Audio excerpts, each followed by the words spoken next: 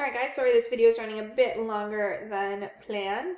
So, please, if you didn't already watch part 1 of the video, which is the beginning of section 8.3, go ahead and watch that. In about 14 minutes, we made it through to example 4, so I'm going to continue here with example 4, which deals with a sample of blood where the hydrogen ion concentration is given. It's this, 4.6 times 10 to the negative 7 moles per liter. And it asks us to find the molar concentration of hydroxide. Okay, so this follows a discussion of the Kw for water, the ionization constant, which is this. And this is true even for acidic and basic solutions, that the product of the concentration of H plus times the concentration of hydroxide should always equal the Kw.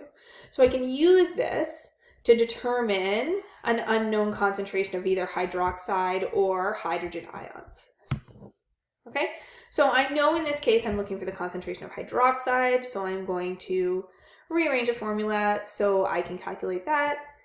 If I sub in the values I know, so Kw is 1 times 10 to the negative 14, and then the concentration of H plus from this question is given right here.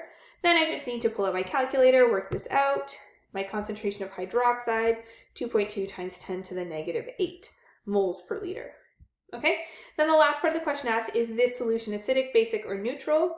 So to figure that out, or to answer that part of the question, I need to compare the relative concentrations of hydrogen ions and hydroxide ions. Okay, and you'll see here that this number here, the concentration of hydrogen ions, is higher than the concentration of hydroxide ions. Okay, which tells me that this solution is acidic. Example 5, similar. An aqueous solution of sodium bicarbonate has a molar concentration of hydroxide ions of 7.8 times 10 to the negative 6 moles per liter. I want to know what is the concentration of hydrogen ions, and then I'm going to answer, is the solution acidic, basic, or neutral? So I'm going to follow the same procedure I did before, except in this case, I'm rearranging to solve for H plus. Okay, so I rearranged my equation slightly differently. Substitute in the values I know. So Kw, we can assume here that we're dealing with 25 degrees Celsius standard conditions. So the Kw is this. Throw in the concentration of hydroxide ions that's given in the question. End up with this as my answer. And then to respond to the second part, is the solution acidic, basic, or neutral? I just have to compare the values. And here I see that the concentration of hydroxide is higher than the concentration of hydrogen ions, which suggests that the solution is basic.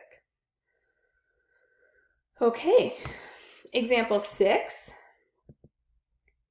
What is the pH of a 0.025 mole per liter solution of sodium hydroxide? Okay, so first of all, this is a base, a strong base that fully dissociates. Okay, so I'm going to be able to take the concentration of sodium hydroxide that's given in the question right here as the concentration of hydroxide ions.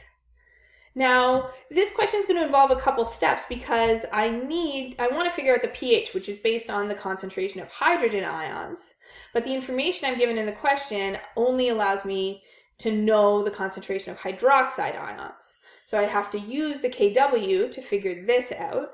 Then I can calculate the pH. So I'm going to rearrange my formula so I can get H plus, substitute in my values. I end up with that as my concentration of hydrogen ions. From there, I can take this and substitute it into my pH formula.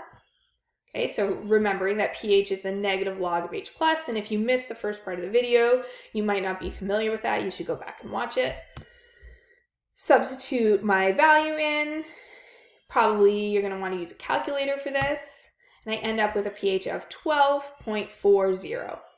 Okay, and remembering that when I have 2 significant digits on my concentration, that means my pH has 2 digits after the decimal.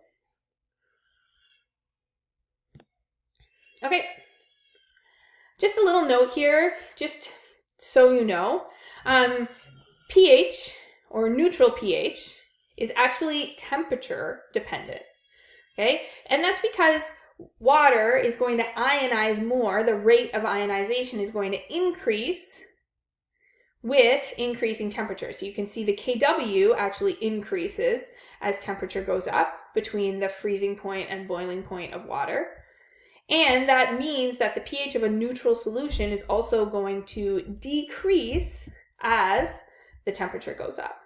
Okay, just interesting. So you can see at 25 degrees Celsius, we get that neutral pH that we're familiar with, but that the neutral pH actually varies with temperature.